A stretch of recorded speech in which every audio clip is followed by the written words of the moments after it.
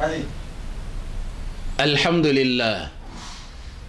Toutes les louanges en vérité appartiennent à Allah, Seigneur des mondes, le créateur des cieux et de la terre, le détenteur du trône splendide, le connaisseur de l'inconnaissable, celui-là qui n'a pas engendré et n'a pas été engendré non plus.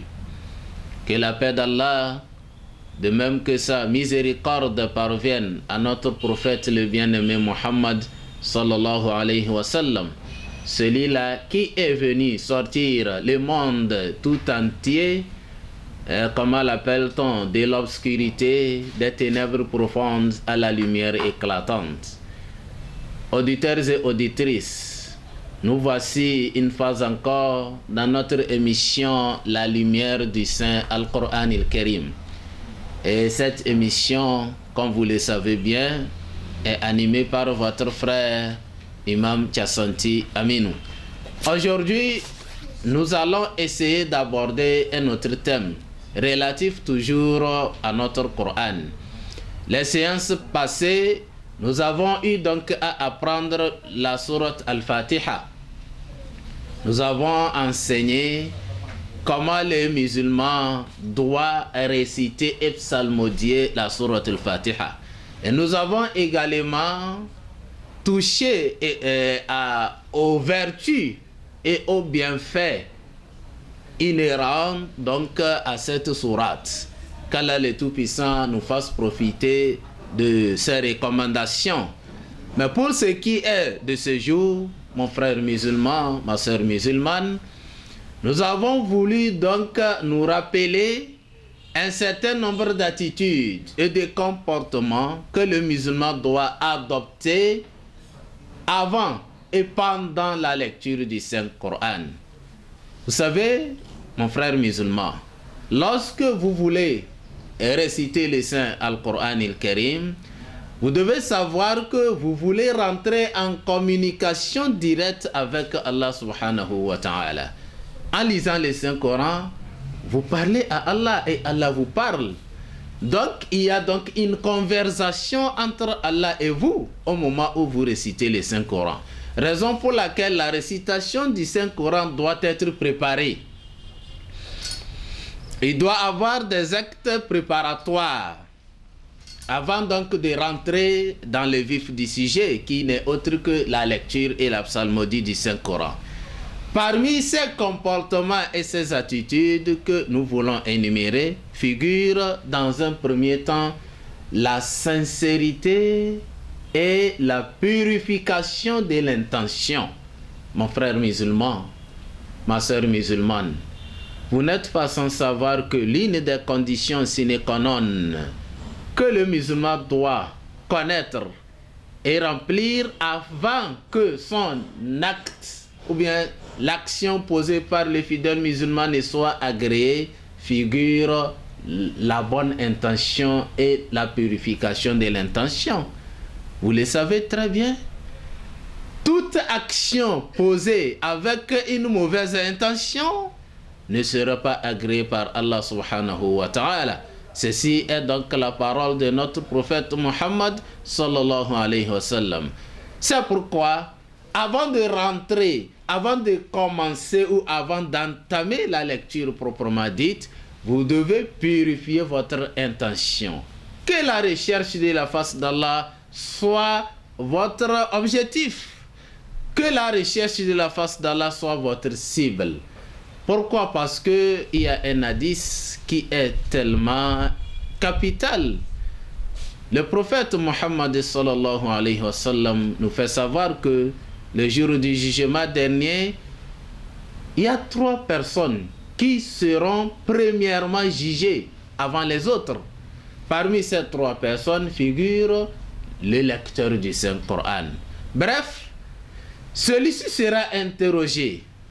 Qu'as-tu fait quand tu étais sur, comment l'appelle-t-on, en vie? Qu'as-tu fait? Il va dire que, oh Allah, j'ai lu à tout moment le Saint-Coran et je l'ai fait juste dans la recherche de votre satisfaction. Et Allah lui dira, Oh, tu as menti, mon serviteur. Tu le faisais dans la recherche des éloges, afin qu'on dise que tu es tel, tu es tel, tu es tel. On l'a dit quand tu étais encore vivant. Maintenant, tu n'as rien ici. Et on donne donc l'ordre aux anges de l'introduire en enfer. Mon frère musulman, ma soeur musulmane, pour cette même raison, nous devons vraiment purifier notre intention. Nous devons éviter ce qu'on appelle l'ostentation, car l'homme n'a rien, en tout cas, à vous récompenser. La deuxième attitude ou le deuxième comportement, mon frère musulman, ma soeur musulmane, que vous devez adopter avant de rentrer ou bien avant d'entamer la lecture du Saint-Coran, c'est quoi? C'est être en état d'ablution. Vous voyez? Vous devez être en état d'ablution. Vous devez faire vos ablutions. Si vous avez des souillures majeures, c'est-à-dire vous avez ce que nous appelons communément al-janaba, vous devez vous purifier d'abord. La purification majeure. Car vous n'êtes pas autorisé à réciter le Saint-Coran si vous êtes en état d'impureté majeure. En ce moment, vous n'avez pas droit à réciter le Saint-Coran. Mais s'il s'agit donc d'impureté mineure, c'est-à-dire les ablutions, vous pouvez, comme nos théologiens l'ont souligné, vous pouvez en ce moment réciter le Saint-Coran une fois que vous êtes dans votre bureau ou bien au volant de votre voiture. Donc, bref, mon frère musulman, vous devez quand même vous purifier, être en état de pureté, être propre. Vous devez vous habiller décemment. Voilà. Et avoir adopté une position normale. Car vous êtes devant Allah subhanahu wa ta'ala. Troisième comportement ou troisième attitude de mon frère musulman que nous devons adopter lorsque nous voulons réciter les livres sacrés d'Allah subhanahu wa ta'ala, c'est de manger les cure-dents ou bien de se brosser les dents. Mon frère musulman, vous ne devez pas parler à Allah subhanahu wa ta'ala avec des odeurs nauséabondes, mon frère musulman. Donc, vous devez vous purifier, c'est-à-dire vous devez manger les cure-dents, vous devez vous brosser les dents. Un hadith authentique nous a prouvé que lorsque le serviteur d'Allah subhanahu wa ta'ala veut réciter le Saint-Coran et il s'est brossé les dents, il a mangé les cure-dents, il y aura un ange qui va le côtoyer, il sera à côté de lui, jusqu'à ce que celui-ci va déposer ses lèvres sur les siennes. Ça veut dire que vous aurez beaucoup de récompenses. Vous aurez donc un étranger qui va vous rendre visite, et l'étranger là sera l'ange d'Allah subhanahu wa ta'ala. Alors ça montre combien de fois nous ne devons pas réciter le Saint-Coran en ayant vraiment nos dents très sales.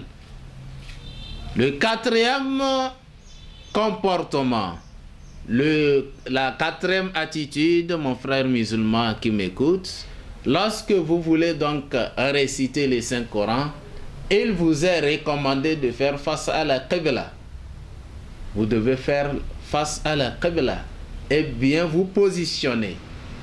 Voyez-vous, ça aussi c'est un acte qui nous est recommandé pour que nous ayons complètement beaucoup de récompenses. Il va falloir, lorsque vous voulez réciter le Saint-Coran, faire face donc à la Qibla. Le cinquième comportement, mon frère musulman, lorsque nous voulons réciter le Saint-Coran, c'est de commencer, de prendre soin, de débuter et de commencer notre lecture par Al-Isti'ada. Tout le monde sait ce qu'on appelle Al-Isti'ada. C'est le fait de dire « A'udhu billahi minash shaytanir rajim ». Allah le Tout-Puissant, s'adressant donc à son prophète le bien-aimé Muhammad sallallahu alayhi wa sallam dans le Saint-Coran, il lui a dit « Fa'idha qara'ta al-Qur'ana fasta'idh billahi minash shaytanir rajim ». Et toi, le prophète d'Allah, lorsque vous voulez réciter le Saint-Coran, cherche protection auprès d'Allah contre Satan, le maudit, le lapidé. Et vous savez très bien que tout ordre divin qui est adressé à notre prophète nous est adressé nous aussi, à moins qu'il y ait une preuve tangible et palpable qui nous accepte de cet ordre-là. Alors mon frère musulman, lorsque vous voulez réciter les Saint-Coran, vous devez prendre soin de commencer donc par al-isti'adha. Ensuite, le sixième comportement, mon frère musulman, c'est quoi? C'est d'embellir la voix. Vous savez, une voix mélodieuse est une voix qui augmente la beauté du Saint-Coran. Le Saint-Coran était déjà beau, c'est la parole d'Allah. Mais lorsque vous le lisez encore avec une voix mélodieuse, ça ne fera qu'amplifier, ça ne fera que de donner davantage, comment l'appelle-t-on, la beauté à ce livre sacré. C'est pourquoi le prophète Muhammad sallallahu alayhi wa sallam nous a dit Zayyinul Qur'ana bi aswatikum. Lorsque vous voulez réciter les Saint-Coran, il faut les lire avec de bonnes voix. Une voix mélodieuse est une voix qui est vraiment agréée lorsque nous voulons donc réciter la parole d'Allah subhanahu wa ta'ala.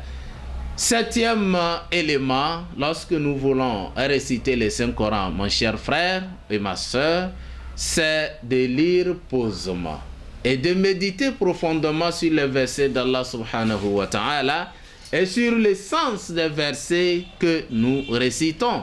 Nous devons par conséquent éviter la précipitation dans la lecture du Saint-Coran.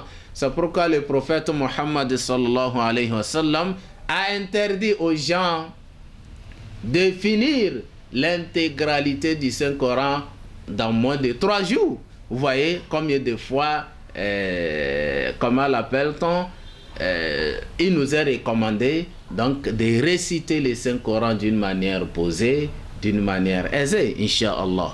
Et enfin, mon frère musulman, ma soeur musulmane qui me suit, la dernière attitude que nous devons vraiment respecter lorsque nous sommes en train de réciter la parole d'Allah, c'est quoi? C'est d'arrêter, de cesser de lire lorsque nous sommes en train de bâiller. Lorsque tu es en train de bâiller, il n'est pas aussi judiciable, il n'est pas aussi bon que tu sois en train de réciter le Saint-Coran au moment où tu es en train de bâiller. Cela n'est pas du tout bon.